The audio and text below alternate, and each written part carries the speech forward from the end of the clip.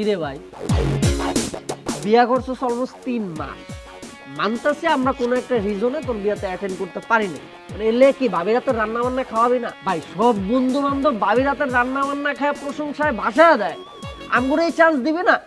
আরে ভাই, বাবির রান্না কাইমু কই থেকে? বাবিকেই তো দেখি নাই। এটা তো একটা কথা বলছে। এমনি কেন বলতেছ? বিয়ের ডেট হইছে, তোরা বিয়েতে আসতে পারোস না, ওকে ফাইন। এখন আমিও কাজের প্রেসারে থাকি, তোরাও সময় করতে পারোস না, ঠিক আছে। তোরা যেহেতু বলছোস, চল আজকে যাই। আজকে মানে এখন? হ্যাঁ, শিওর? আবার জিজ্ঞেস। তা চল ভাবি রাতের রান্না খাই। হ্যাঁ, তাহলে যাওয়া যায়। চল তাহলে। চল।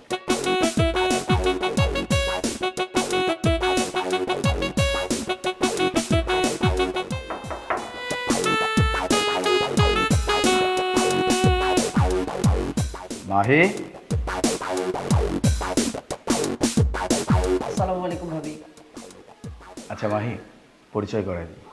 ওরা আমার সেই ছোটবেলার ফ্রেন্ড, একসাথে বড় হয়েছে। ওরা কিন্তু আজকে আমাদের সাথে খাবে। তুমি যাও, রান্না বান্না করো, আমরা একটু বসি। আয়।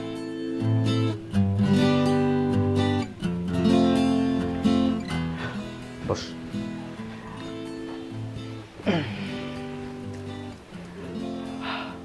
আচ্ছা, তোর একটা কাজ কর, একটু বস, আমি এখন আসছি। আচ্ছা ঠিক আছে।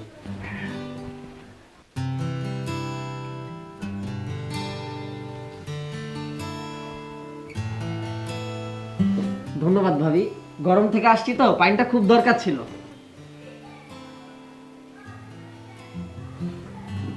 রাখ পানি রাখ।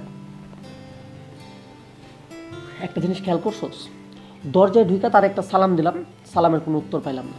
এইখানে একটা থ্যাঙ্কস দিলাম, নাই কোনো ওয়েলকাম। রীতিমতো তো একদম অপমানই করতেছে আমাদের। অপমান না তো কি?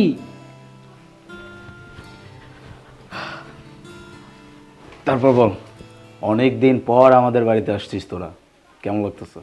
আসছি অনেকদিন পরে, কিন্তু অপমান করাইতে টাইম নিলি না, অপমানটা খুব তাড়াতাড়ি করে ফেলাইলি। এটা তোর থেকে আমরা কখনোই আশা করিনি। তোরা কি বলতেছিস? আমি সিরিয়াসলি কিছু বুঝতেছি না। না বোঝার তো কিছুই নাই আলিফ, তুই তোর বাসায় দাওয়াত দিয়া তোর বউরে দিয়ে আমাদের অপমান করাইতেছিস। আরে ভাই, দরজায় ঢুইকা হাসি মুখে একটা সালাম দিলাম, নাই সালামের কোনো উত্তর। এইখানে একটু আগে আমাদের পানি দিয়ে গেল, তারে কত সুন্দরভাবে একটা থ্যাঙ্কস জানাইলাম, সে ওয়েলকাম বলা পর্যন্ত প্রয়োজন মনে করলো না। আমার মনে হয় আলিফ, তুই এই মেয়ের সাথে সংসার করতে পারবি না। এই মেয়ে তো একটা দরজাল মেয়ে। এক মিনিট। মাহি, মাহি, মাহি, কি ব্যাপার? তুমি নাকি আমার বন্ধুদের সাথে ঠিকভাবে কথাও বলো নাই। দরজায় দাঁড়ায় ওরা তোমাকে সালাম দিছে, তুমি সেই সালামের উত্তর নাও নাই। এখানে তুমি ওদেরকে পানি দিয়ে গেছো, তোমাকে খুব সুন্দরভাবে হাসি মুখে থ্যাঙ্কস জানাইছে, তুমি নাকি ওয়েলকাম জানানোর পর্যন্ত প্রয়োজন মনে করো নাই। ওদের সাথে ঠিকভাবে কথা বলো নাই, ডিসরেসপেক্ট করছো, এটা কিন্তু একদম ঠিক করো না। তুমি এক কাজ করো, ওদেরকে একটা সরি বলে দাও। দেখছস কি বলছিলাম তোরে? তোরে আমি বলছিলাম না এই মেয়ে একটা চরম বেয়াদব মেয়ে? কত বড় বেয়াদব দেখছস? আলিফ, তোর বউরে তুই ক্ষমা চাইতে বললি, ছোটবেলার ফ্রেন্ড বললি, তারপর সেই ইশারায় ক্ষমা চাইতেছে, একবার সরি বলার প্রয়োজন মনে করতেছে না। আরে বাবা, তোমরা এত উত্তেজিত হচ্ছে কেন? বসো বসো। আঙ্কেল, বিষয়টা উত্তেজিত না, আপনি তো আমাদের চিনেন, সেই ছোটবেলা থেকে আমরা আলিফের সাথে চলাফেরা করি। আর আন্টি যখন বেঁচে ছিল আমাদের কি আদরটাই না করতো। আপনিও কখনো আমাদের দুই চোখ করে দেখেননি, সবসময় নিজের সন্তানের মতো আগলে রেখেছেন। আর আলিফের বউ আঙ্কেল এরকম হবে আমরা কখনো চিন্তাই করি নাই। এই মেয়েটা চরম একটা বেয়াদব, সে আমাদের না দিল সালামের উত্তর, না আমাদের থ্যাঙ্কসের উত্তর। কি রে বল কিছু। হ্যাঁ, এমনই তো লাগলো, মনে হলো যে আমাদের রীতিমতো অপমান করলো। আচ্ছা ঠিক আছে, তোমরা শান্ত হও। আমার বৌমা আসলে কথা বলতে পারে না। মানে? মানেটা আমি বলতেছি। বাবা যা বলছে একদম ঠিক বলছে, ও কথা বলতে পারে না।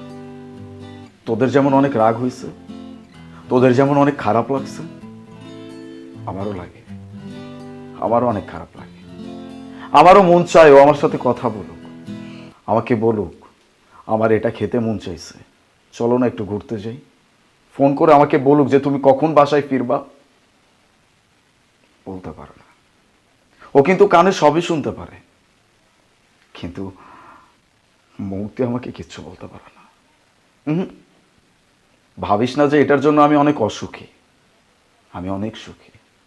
ওকে পেয়ে আমি লাইফে অনেক হ্যাপি আছি। ও হয়তো কথা বলতে পারে না, কিন্তু এই একটা মানুষ এই একা হাতে পুরো সংসারটাকে গুছিয়ে রাখছে। কার কখন কি লাগবে, বাবার কখন ওষুধ লাগবে, আমাকে টিফিন বক্স দিয়ে অফিসে পাঠাইতে হবে, সবকিছু সবকিছু এই মানুষটা একা হাতে সামলায়। আমি অনেক হ্যাপি, আমি অনেক লাকি। লাইফে হয়তো এমন ভালো কোনো কিছু করছি যার জন্য ওর মতো একটা জীবন সঙ্গী পেয়েছি।